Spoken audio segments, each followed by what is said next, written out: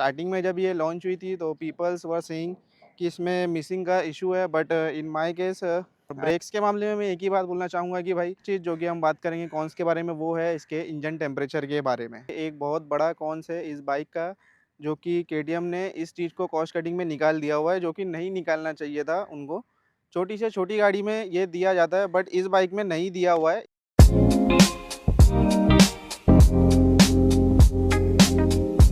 तो हेलो, नमस्ते, अस्सलाम वालेकुम, Sat Shri Akal. So I hope you guys are doing amazing and absolutely fine.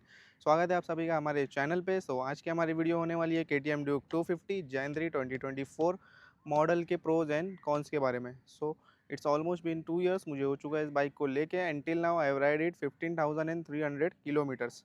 तो सबसे पहले हम बात करेंगे इसके प्रोस के बारे में। So the first thing I would like to talk about is the looks of this bike. देख सकते हैं आप, बहुत ही ज़्यादा अग्रेसिव लुक दिया हुआ है इस बाइक का।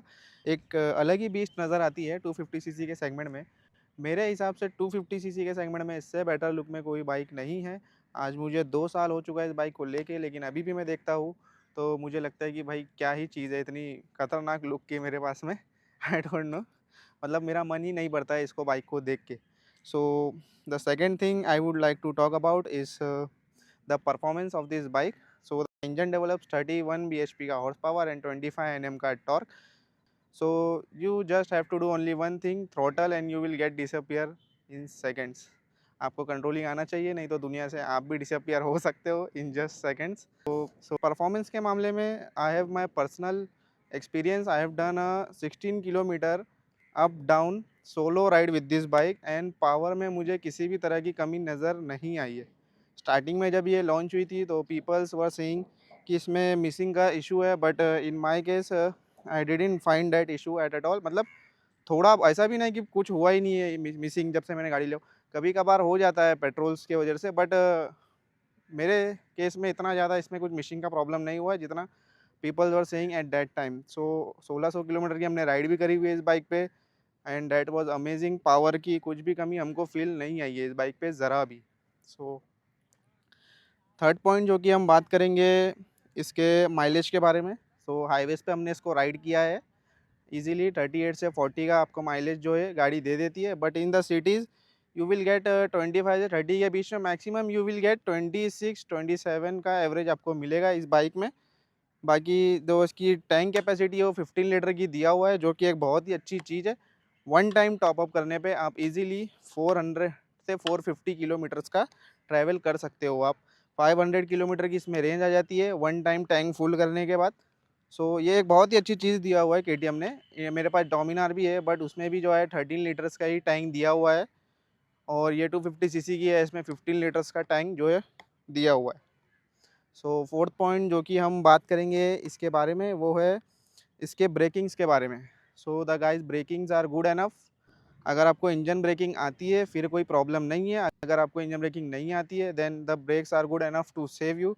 और ब्रेक्स के मामले में मैं एक ही बात बोलना चाहूँगा कि भाई जितना आपके हाथ में कंट्रोलिंग है उतना ही आप गाड़ी को भगाइए, अदरवाइज़ आप महंगी से महंगी गाड़ी ले लीजिए, आपके पास कंट्रोलिंग नहीं है तो उसमें ब्रेक्स का कुछ भी फॉल्ट नहीं है। फिफ्थ पॉइंट जो कि हम बात करने वाले हैं वो है इस गाड़ी में इसका चार्जिंग पॉट दिया हुआ है, जो कि बहुत ही अच्छी चीज़ है आप जब भी लॉन्ग राइड्स वगैरह पे जाते हैं।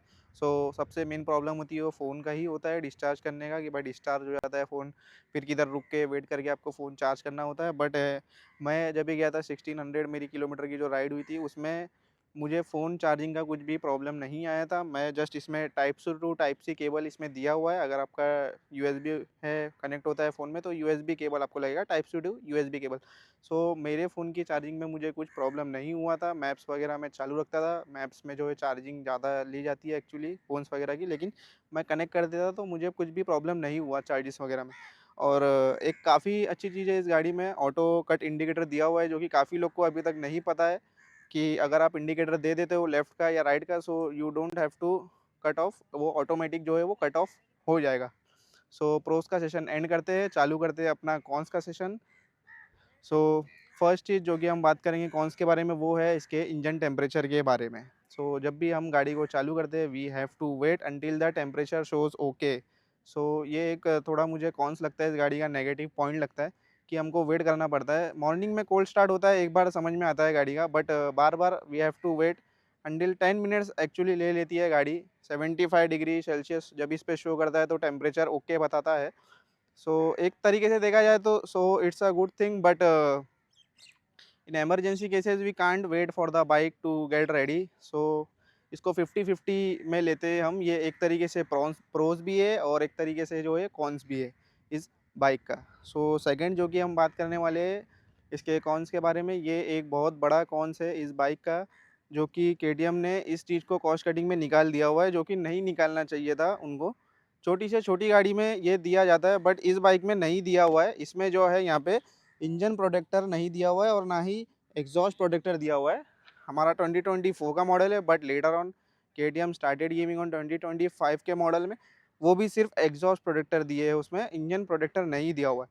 हमारा जो नीचे से इंजन है, आज 2 साल हो चुका है हमारी बाइक को, लेकिन अभी नीचे से इसका जो कोटिंग रहता है वो धीरे धीरे छोड़ रहा है। तो KTM should look about this. Otherwise KTM को सोचना चाहिए था भाई ये कॉस्ट कटिंग करने से पहले कि भाई इंजन है इतना बड़ा, गाड़ी का मेन है वो, उसमें देना ही चाहिए अपने को। बट एनीवेज केटीएम को इसके बारे में देखना चाहिए। सो थर्ड पॉइंट जो कि हम बात करेंगे वो है इसकी ये टेल टाइडी की। इतनी बड़ी इसमें टेल टाइडी दिया हुआ है लेकिन भाई नो यूज़, कुछ काम की नहीं है ये टेल टाइडी। रेनी सीजन्स में जब यहाँ पे पिलियन बैठते हैं तो उनके बैक पे और लेग्स पे पूरा जो है कीचड़ वगैरह उड़ जाता है, जो कि मतलब पिलियंस को तकलीफ़ होती है रेनी सीजन्स में बैठने के टाइम पे। सो ये इतना बड़ा दिया हुआ है, कुछ काम का है नहीं ये। और टेल टाइडी से याद आया कि ये इंडिकेटर्स है जो कि बहुत ही लो क्वालिटी के दिया हुआ है। इसमें हम चालू है इंडिकेटर, लेकिन ये इसका रबड़ जो है यहाँ पे जो अटैच होता है वो हमेशा टूट जाते हैं। अभी ये भी टूटा हुआ है, देख लीजिए आप, दोनों इंडिकेटर मेरे टूटे हुए हैं। और ये एक इंडिकेटर ऑलमोस्ट 650 का कॉस्ट होता है, जो कि बहुत ही ज़्यादा महंगा है। लेकिन अभी ये जो है ये थर्ड टाइम टूटा है। जो स्टॉक कंपनी से आता है वो टूट चुका था, मैंने कंपनी से रिटर्न रिप्लेस कराया था। ये देखिए ये भी टूट चुका है, अब मैंने मंगा के रखा हूँ, लेकिन अभी मैं लगा नहीं रहा हूँ। हम किधर राइड्स वगैरह पे जाएंगे तो हम उसको इंस्टॉल करेंगे। सो बात करते हैं अभी इसके हेडलाइट्स के बारे में। सो हेडलाइट्स ठीक है, इतना कुछ आप सिटी में चलाते हो तो बढ़िया है हेडलाइट, बट आप राइड वगैरह पे जाते हो, हाईवेज पे जाते हो, सो हेडलाइट्स कुछ दिखता नहीं आपको, क्योंकि मैंने किया था नाइट में राइड, कुछ भी नहीं दिखता है आपको। हेडलाइट्स नहीं है भाई, इतना कुछ ठीक नहीं दिया हुआ है इस बाइक में। आपको लगाना है तो अलग से इसमें लाइट्स लगाना पड़ेगा, फॉग लाइट्स जो आता है जो आपको विजिबिलिटी के लिए हाईवेज पे। सो नेक्स्ट पॉइंट जो कि हम बात करने वाले हैं, कट कर पे नेक्स्ट पॉइंट भूल गया मैं।